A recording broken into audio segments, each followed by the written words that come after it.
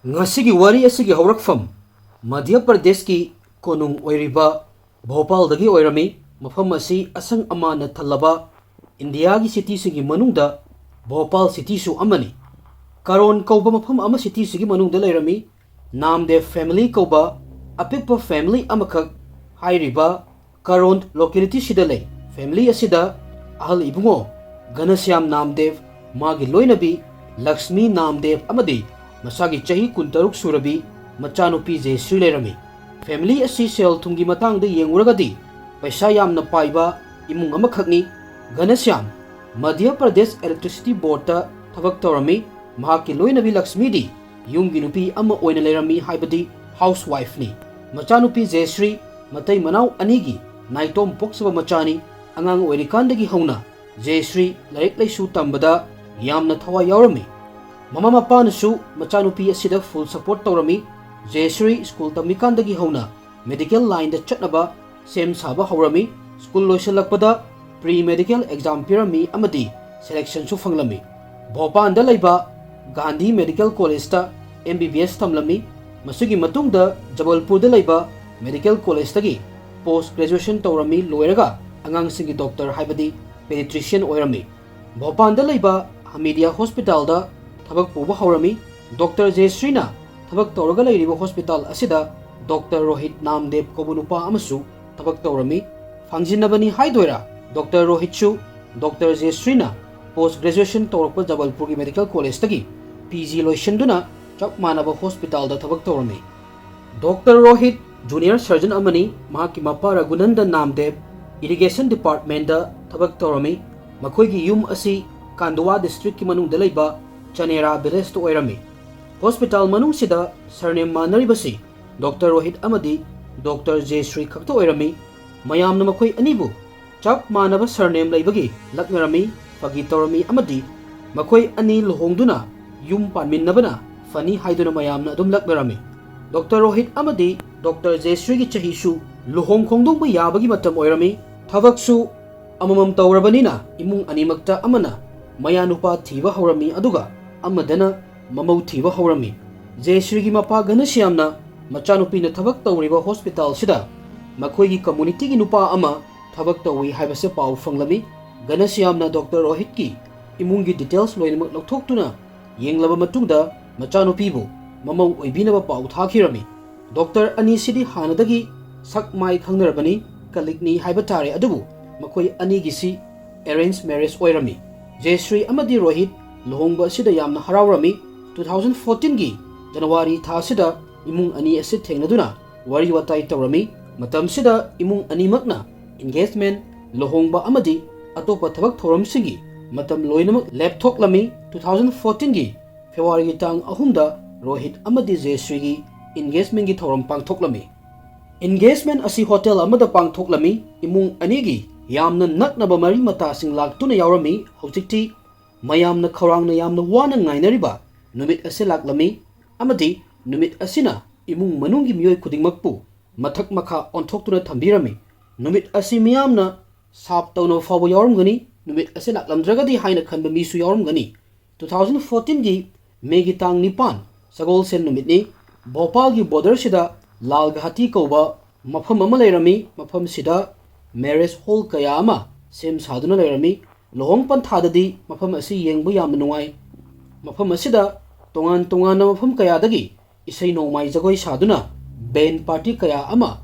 borga loina lai marriage hall mayam sigi manungda Sundarban Kohinoor kauba hall ama Lalghati hairiba mafam sida lai 2014 gi megitang nipan Sundarban Kohinoor marriage hall asi fazana laiteng lami mai mangal na pumlang lang lami marriage hall asi khak nate atopa marriage hall sing mina pik thalami numit asida Rohit amadi Jesri gi Luhongbasu Sundarbal marriage hall sida oirami Jesri gi mayumdagi luhongpham asi kilometer nipan dagina nipan makhai muk laplami numidang wairam gi pung nipan dagi luhongpham da gas laknaba haurami machanupi gi luhongba asida Ganasyamna awatpa amatala helamde mari mata marup mapang kalik city asigi achaw businessmen sing Dr. Kaya ama hairiba luhongba sida saruk yarami ahanbada bor kaina oiriba Rohit amadi Jesri stage da thoraklami Jaymala gi ritual asi pangthoklami masigi matung Lakliba guesting bor kainaga photo kapminarami thengjilaklaba matamda luhongba asi pangthoi chawrakna numidangi pung 12 muk tarami kaina Jeshri bor Rohitchu stage mathakta lairami ahanbada Jeshri na mapuroiba oigadawriba Rohit ta laigi paring adu huklami Rohit na amuk magi taloi oigadawribi Jeshri da laigi paring adu huklami mioi khudingmak yamna mathum marang haunarami haraubu fondoknarami maningda isai nongmai tharami bambula su pokhairami maraksida mioi ama luhongphamgi maning thangba thongdagi marriage hall asida chanuklami asengbagidi mahak asi mafam sida pung haragi mamangdagi leirabani adubu luhongphamni na kanana suna chunglude mangakta angawa fi ama yanba naha oiribanu pase atopa mioi singna taunabagum je malagi matam sida mahak su photo kapnaba bor kainana leiriba stage sida laklami Jeshri amadi Rohit ki mamangda lepami amadi makhwangdagi local gi nongmoi imala thoraklami matam asi numidangi pung 12 ga minute 35 muk tare maningda isai nongmai bambula tharga leirami makhol mayam maraksida mayamna ahuwa makhol amasu tarami naha oiriba nupa asigi target si kaina oiribi Jeshri oirami Jeshri stage mathaksida gyan mangduna haitharaklami masigi matung nupa asina magi anisuwa target bor oiriba Rohit da taruklami somda luhongpham asida mikup amagidi pumsik chiklami mioi khudingmak tauribase karino haiduna gyan mangnarami Rohit akiba yaudana araiba thawna puthokhtuna mangonda aim tawrakliba nupa adugi makhut adu nakan amada inthoklami masabu kanjanabu hotnarami defense tawraga leirikan maraksida amuk hanna ahuwa makol ama amuk tarami handakti luhongba yawba lakpa guest ama laimaida turkhirami mioi adu atei kana sunate Rohit ki marup kacharu sisodiya oirami masigi matung miyamna nupa asi farami makuttagi nongmai mullaga futhaba hawrami Rohit na magi nupi oigadawribi Jeshri bu senarami yamna thuna ambulance ama tawraga manak nakpada laiba Suditi hospital da pukhatlami mahakki marup kachuriyadi Hamidia hospital da pukhatlami harau tayamba nokpa khebatana thalamba mafam adu mikap mirau kholna amuk mahut chinkhirami thodok asibu thokhaliba nupa asidi miyamna pumanbadagi gyan mangkhirami kana amatuna mahakpu hospital da pukhatlamde miyamna Jeshri amadi Rohit ki marup tuda oina mityeng thamlami thokriba thodok asi minute kharagi manungda thokhibani thodok thokliba mafam asi koi fiza police station na kolami police station asigi officer in charge magi team ga loinana thodok thofam da yaroklami team ama Jeshri amadi kachuri gi manakta tongan chatkhirami luhongpham da yaroklaba matungda police ki team na gyan mangduna targa leiriba sakhangdaba nupa asi ningsa sor holi haiba khanglaklami maram asina police na mahakpu hospital da yamna thuna purami ahanbada police na Hamidia hospital da nupa asi punaba khalami adubu mafam sida Jeshri doctor oina tabak torga leibanina magi marup mapang kaliksingna amuk kudong thiba pirakadra khanbadagi atopa hospital amada oina pukhatlami asomdana Rohit amadi atopa yumgi mioi singda Suditi hospital na Jeshri hojikti ngasigi taibang panse thadoktuna chatkhira hairami sakhangdaba nupa asidi gyan manglaga leibana wala ngangbagi fiam di amatu udre hospital da admit tawraga leirami leiriba imungi mioi singsu awaba fiam da leibana thodoksigi matangda wa hainabagi pangal thuna amatu leiramde maram asina horakpada police na sakhangdaba nupa asi kanano haiba masak khangmangamlamde police na sakhangdaba nupa asigi mathakta IPC section 303 gi makhada FIR ama lokatuna thijanba hawrami police officer na thodok tokhum stage ta kakatla yengbada sofa tharga leirami gift mayam amasu leirami akoi basi angangba bachugi fina decoration tawrami makok thongba police officer sing thodok tokhum da yoroklami maraksida media gi mioi singsu laklami police na luhongpham asigi CCTV camera check toduna sakhangdaba nupa asigi identity khangnaba hotnarami police na nupa asi matau karamna luhongpham asida lakhibano kanana sanghal ino khangnaba hotnarami asomda Hamidia hospital da Rohit ki marup kachru admit tawraga leiribani mahaki oi thangba faiganda soklami adubu pa asi stable oirami police mahaki manakta laklami aduga magi statement su lawrami mahagna sumna hairami madudi magi marup ki luhongba yawba lakpani stage ta magi marup borsiga lepaga leiringai ahuba konjel ama takhi yenglubada kaina Jeshri laimaida haitharaklami Rohit na nupa ama farga leirami masigi matung amuk ahuba konjel ama takhi masigi matungda mahak amuk turami miyamna nupa ase farami mi yamna tinbana maram oiraga Kachuruna nupa asigi mamaidi fazana uhaude hairami. Luhongba asibu senariba miyoisingna sakhangdaba nupa asi bike amada luhongfam asida lakhibani haiba khanglami. Bike asi hojiksu parking da khamlaga leirami. Police na bike asigi details lautoklami asomdana Suriti hospital da Jeshrigi imung manungi miyoisingdi kapanbadagi fibam ama taramde miyamna Jeshrigi mamabu senaraga leirami. Mikup amagi manungda makoi loinamaki mamangda thodok asi oikhibani asomdasu angakpa ama thoklami madudi ahingi pung ani faudadi nupa mayumdagi lakhiba miyoising loinamak magi mayumda hannakhirami. Nupa mayumdagi lakpa arapa mari mata marup mapang sakhibadi kaisu khaningai oide adubu luhongliba bor masa amadi borgi imung manung yauna hankhirami. Hamidia hospital da mathangi ayukta postmortem tawraga asiba Jeshrigi hakchang imung manungda sinakhirami. Mahaki ngaksamda asokpa fanglami. Masugi matung Jeshrigi aroiba mathumangam pangthokhirami adubu Rohit amadi magi imung manungi miyoi ama fauba Jeshrigi aroiba mathumangam pangthokpada laklamde. Thodok thokhraba matung Megi tang tarada Rohitna Facebook da post ama thagattuna awaba phongdoklami post asida asuna irami. Kanaguma amabu nungsire miyoi asi amuk nangi pambomda hingba siba khangdana taraga laikhibadu ubada thamoise yamna kainingai gi masak amani.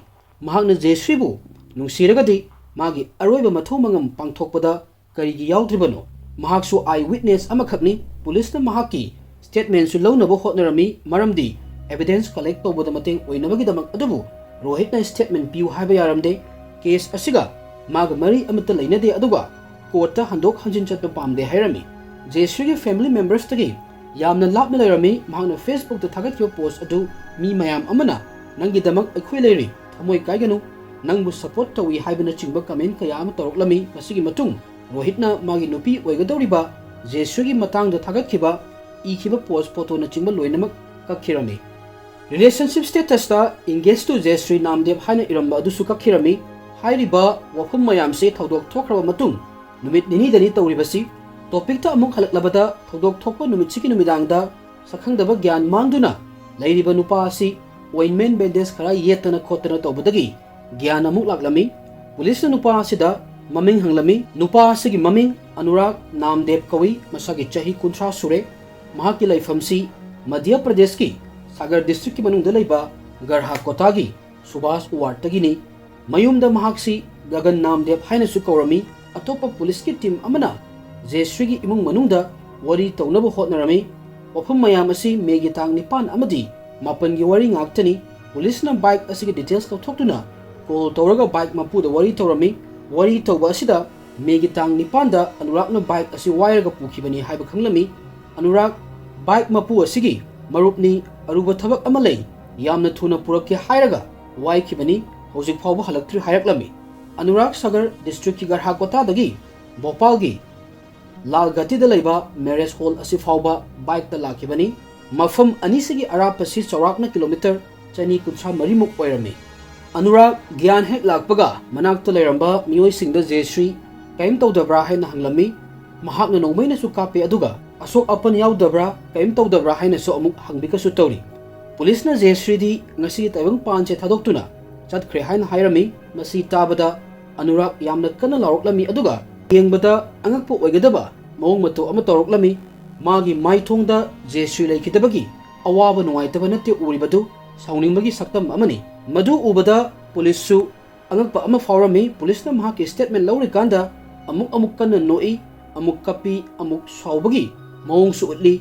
Mayamse ubada police maya karaga yengduna lairami. Police na Jeshri gi mapagana syamda nupa asi masak khangbra hangbada khangi magi machanupi Anguri baigi machanupa ni haraklami. Anguri gi Luhongba Garha Kota da laiba Kaluramda pangthokhirami. Makoi anigi macha ani lay Anurag amadi Amberni. Kaluram cancer na naduna ngasigi taibang panse thadoktuna chakhirami. Magi loinabi Anguri su masa yamna kanba haibadu oide. Thokriba thodok asina imung asibu henna awaba pirami. Sel thungi phibam yamna phaba imung amasu natte moige thainagi ahal lamana tawduna lakpa firolgi business amalai. Kaluram na manung matam sadana laikhidrawa matungda figi business asi Anurag ki uncle Uma Shankar na yang sinduna lairami. Yamna chawba dukan nattabanina पैसासु का हेना तानबो ओइरमदे घनश्यामना मागी brother in law कलुराम सिरबा मतुंगदा अरोइबा मथौ मंगम पांगथोकपगी पैसासु माना लोइना पुथोकलमी घनश्यामना मचनुपी अंगुरीदा मतम मतमगी मतुंग इन्ना मतेंग अदुम पांगलमी एम्बरदे अंगांग ओइरी lyric लाइसु तमगा लेरी कलुरामना हिंगलिंगै मतमदा मागी मबाई घनश्यामदा मचासिंगी Tungi केरगिदमक worry तौरमी मतमसिदा घनश्यामना अनुराग मागी मयुमदा थारउ banking की coaching तहनगे हाइरमी वफम असी 2005 की वरीनी सुमाई तौदना अनुराग मागी मम्मुगी युमदा लाक्लमी घनश्यामना अनुराग की कोचिंग तौबदगी हौरगा लाइरिक लाइसु तंबा चाबा थकपा अना लायंगी एक्सपेंडिचर लोइनम पुथोकलमी मरक्ता अनुराग यामना कन्ना नारकलमी घनश्यामना हमीदिया हॉस्पिटल दे एडमिट तौदना लायंगलमी हॉस्पिटल की बिल सुमहाना थिरमी मचन नुपीगी इमुंगी फिल्म अमा तादबना मबाइसु लैखिदबा असिदा पांगबा याबा मतेंग लोइनम पांगलमी घनश्याम अमदी मागी लोइनबिना अनुरागपु मचादौना खलमी जयश्रीनसु पोकमिनबा मबुंग अमु ओइना लौरमी रक्षा बंधन नुमित्ता जयश्रीना अनुरागता राखी सुकिरमी अनुराग लाइरिक लाइसुगी मतांगदा हायरगसु अदुम मयाई ओइबा मियोइ अमनी बैंकिंग की एग्जाम पिरमी 2012 ता HDFC बैंक ता बैंक PO ओइना थबक जॉइन तौरमी महाकी अहानदा पोस्टिंग मसागी डिस्ट्रिक्ट सु ओइरिबा सागरदा ओइरमी मरमसिना अमुक हल्लगा मागी मम्मुगी युमदगी मयुमदा हलकलमी सिविल लाइन्स एरिया ता भारागी रूम अमा लौदुना मफमसिदा लैरगा मागी जॉब असे तौरमी मागी मम्मुगी मतेंगना हौजिक्ति अनुराग मी अमा ओइबा ngamjare अदुबु करिगिदमक महाकु मी अमा ओइनबा संबिरकपा इमुसिदा अवाबा खुदोंग थिबा नुवाइतबा थौदोक असि अमुक थोखलिबनो करिगिदमक अनुरागना मागी कजिन सिस्टर अमदी मागी नुपाबु हाकनबा होटनख्रिबनो पुलिसना वाहंग पहंग तौरिकांदा महाकना हाइरमी मदुदी मियामना माबु फारमद्रबा सेकेंड खरा फंगमगदी ngasi mahaksu noi mayamgi mangda hingna leramoi ahumsuba target si masa mathanta nomaina kapsalaga sibani hairami अनुराग जयश्री की मयूम चौराकना चाही मंगा मुक लेरमी मपा लेखिदबा मतुंग अनुराग निंगबा यामना कायरमी मचनुपी जयश्रीना अनुराग पुकुपना यंगसलमी ज्ञान तहलमी अनुराग सुमागी थमोगी ओइबा वासिंग अरोटपा अमता लेतना जयश्री तमलमी तमना तमना अनुराग ने जयश्री बु पामकलमी अमदी मागी थमोइदा तुमिन्ना जयश्री की जगह अमा कलकलमी थौदोक थोकपा मतमदा अनुराग की चाही 30 मुक सुरे अदुगा जयश्री की चाही 23 मुक सुरे मचनुपी अमा ओइना अनुराग न खनबा याबनी अमदी जयश्रीना अनुराग का नुंसी मरी लेनबगी वाखलदि लेरमदे जयश्री बु महाकना जया जया हाइना कौरमी नुंसीनबा नुपाना मागी नुंसीनबी नुपीदा कंफर्टेबल ओइगदबा मिंग अमा थोनबगुमरी जयश्रीनसु सुमाइना कौरकपसिदा मसादा हाइनदबा अमदी फावरमी महाकति मबुंग अमु ओइना खंजरिबनी अखीसु कीरिबनी अनुरागना थबक खलबा मतुंगदा जयश्रीदा नंग मुनुंसी नंग लुहोंबा पामी हाइना फोंदोकलमी अदुबु जयश्रीना यामना फजना अइदि अंगांग ओइरिकांदगी हौना नंगबु इबुंग अमनी खंदुना लाइबनी इबुंग अमु ओइना इज्जतु तौरिबनी हाइरमी हौरकपदा जयश्रीना मसाना वरी असि हैंडल तौगे हाइना खलमी अदुबु ngamlamde mana hairiba wasing अनुरागना लौरमदे मतम हेक फंगबगा महाक भोपाल की मम्मुगी युम सिदा लाक्लमी जयश्रीदा नुंसीबा अमदी लुहोंबगी वफम से तंजा फंगबगा अदुम हाइरमी अदुबु जयश्रीना सुया यारमदे फिगम से सुम हेंजलकपदगी ममई थंगदा जयाना ममा मपादा अनुराग की वफम अदु हाइरमी वफम से ताबदा जयश्रीगी ममा मपादी अंगकपा अमा फावरमी मचा सकना मी अमा ओइनबा सेंबिरकलगा मोइना मंगद फावो अमुक्ता खलुदबा वफम अमा हौदोरकपदुदा वा हाइफम खंगलमदे मोइना पामगदी पुलिस ता चटलगा नुपा अमना मचा नुपीबु अयेतपा पीरे हाइना कंप्लेन तौरुबा याबनी अदुबु पुलिस ना नुपा अदु कनानो हंगलकपदा मागी कजिनी हाइरुरगदी फजबा वफम नत्तबनीना तुमिना लेरमी इमुंग मनुंगी ओइबा वानिना मपानगी मी याहुलुबा फजबा वफम नत्ते खलमी मरमसिना मचनुपी अंगुरी बाइदा ओइना वरी तौरमी अंगुरीसु मबुंगी वफम से ताबदा तुमिना लेरमी मबुंगी मतेंगसु यामना लेरिबनी महाकना मबुंगदा कयम खनगनु अई वरी तौगे हाइरमी मचनुपा अनुरागता वरी सारमी ज्ञान तहनबा होटनरमी नकोई अनि नबुंग नचन्नी नंगना खलिदो यामना लाली मीना खंखरगा कई हाइना खिनी मुन्ना खंथौ हाइरमी जयश्रीदगी लापना लेनबा हाइरमी अनुराग ममागी वफम असे यारमी अदुबु चुमनगी सुम ममादा उतनबनी नुमित खरनिदी तुमिना लेरमी अमुक हन्ना जयादा हन्ना हन्ना लुहोंबगी वफम असे हौदोक्तुना प्रेशर पिरमी अदुबु जयाना सुक्या यारमदे जयाना याबिदबा असिदा अनुराग थमोई सोपा इसई तारमी महाक फेसबुक तसु एक्टिव ओइरमी फोटो कयाम अपलोड तौरमी 2014 गी February tang mangada Anurak Facebook ta sum scroll tawga leirikanda post ama urami post asida Jesri nupa amaga makoi ani luhonggadobagi mawongda punna phaminaraga photo ama kapaga thagalakpadu urami. Jesri amadi Rohit ki engagement February tang 2014 da pangthokhirami. February mangada Rohitna Facebook ta upload tawrakpani amadi magi relationship status ta engaged to Jesri Namdev haina irami. Madu ubada Anurak ki thamoidi maikhu karami yamna thuna magi mamugana siamda call tawduna Luhongba asi lepnaba hairami. Makata na mahakna Jayabu yamna nungsi maga luhonggani aina hairiba wa asi tadrabadi tungda tholakadaba apafattagi full mayok nanaba sem saraga leiro hairami. Jesri dasu call tawduna wafam asimang hairami. Jesri gi imungdi Anurak ki mawong matungse khangabanina engagement da Anurak ki family invite tawramde Jesri na magi mapuroiba oigadoriba Rohitasu Anurak na tawriba mawong matungse loinabak wari lirami matungda misunderstanding amata leitanabagidamak. Jesri gi engagement gi matangda Anurak na khanglaba matung Facebook ta mahak hingningdre ngasigi tayong panse thaloktuna chatani haina irami amadi Rohita Jesri dagi lapna leinaba suki halami. Luhongbagi numit sum naksilak imung manungda excitement oibasu hengalaklami adubu Anurak na kari tawrakani khanbada amuk su wakal warami. Luhonggadaba numit kharanigi mamangda ganasyamna magi nephew Sailendra Namdevta Anurak ki matangda wari tawrami. Sailendra na kaim khalunu aina adum handle tawge hairami. Mahakna call tawduna Anurak ka wari tawrami gyan tahanaba hotnarami. Wari ngahak tawraga phone disconnect tawkhirami. Masigi matung Anurak na Sailendra da message ama tharaklami. Message asida nangi nachanupi anido yamna section na luna tawbiyu hojik hingdo matam yamna leiri. Message asi pabada Sailendra khar kiwa phawrami aduga amuk hana Anurak ta wari tawkhidre somda Anurak thamoi kairi nakan amata oiba nungsirubagi wabani khalami. Miyoiba amu oibagi wakhal khan thaba ngambagi pangal sakti punamak mangkhirami. Mahana chapchana khalami madudi Jaya maga luhonggadabani magi nupi oidobani kayumba magi oiba phangwedaba taragadi kanagi su oihaloi Jaya yauduna hingubagi kari kanani khalami. Maram asina Jaya luhonggadaba numit kunni mukki mamangda Anurak na pangthokkadaba plan kudimak loisilami. News, movies, TV shows kaya yengduna karamba mawongda Jaya hatpagi plan se pangthoksigi hai wakhallol lawrami. 2014 gi megitang nipanda Jaya gi luhongbani haina khanglami. Luhongba numit yautrikanda kariumba kharadi tawgadabani haina khanlami. Maram asina luhongdaba numit nini muk wali kanda Kuldip kauba nupa amadagi Anurak na local gi nongmai ama lupa lising taraga tarette leirami. Media report khara amadana waibani haina panbasu yauri. 2014 gi megitang nipan numit sida mamanaba amadagi bike ama wairaga luhongfamda Anurak laklami. Numit kharani gi mamangda Anurak na magi Facebook profile change tawrami. Just wait and watch haiba picture ase magi profile oina thamami. Kaina siamna Anurak ngaure haiba se khanglami.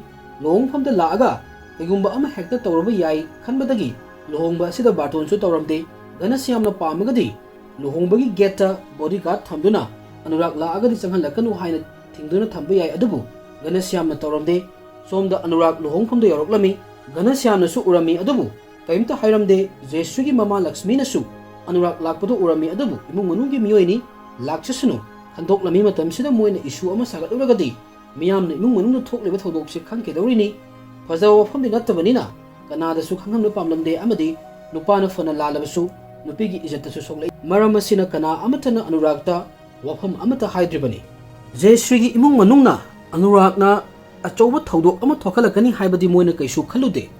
Luhongfamgi stage manakta leptuna bor kainaga photo kaknaba stage mathakta karaknaba sem saduna leirami. Magi turn ngairami. Luhongfam asida mi lising hena tilami. Media report ki matung inna Anurak na mamit makna Jesri na Rohita lai hukpudu urami. Masina amuk hena Anurak pu sahonkibani haina palli. Police ta Anurak na mana tawkriba crime asida mangonda kaisu ningamdaba faude hairami. Punsi chupa jail da laibadagi hena chawba farsi tawduna hatlabasu mahak masana yazagani hairami adubu Jesri luhongkiba taragadi numit khudingi machak amaga mahak hingadawribani masugi mahut sikibana fai hairami. Tawdoksigi matangda police na miyoi kaya amagi statement lawrami. Evidence khomgatlami mi hatpa sidasu makal ani lay amana saubadagi fathaba ngamhoduna tawkiba crime ama amana fazana plan tawraga hatpa ama Anurak ki sidi fazana plan tawraga Jesri bu hatkibani. Police na court ta charge sheet file tawrami.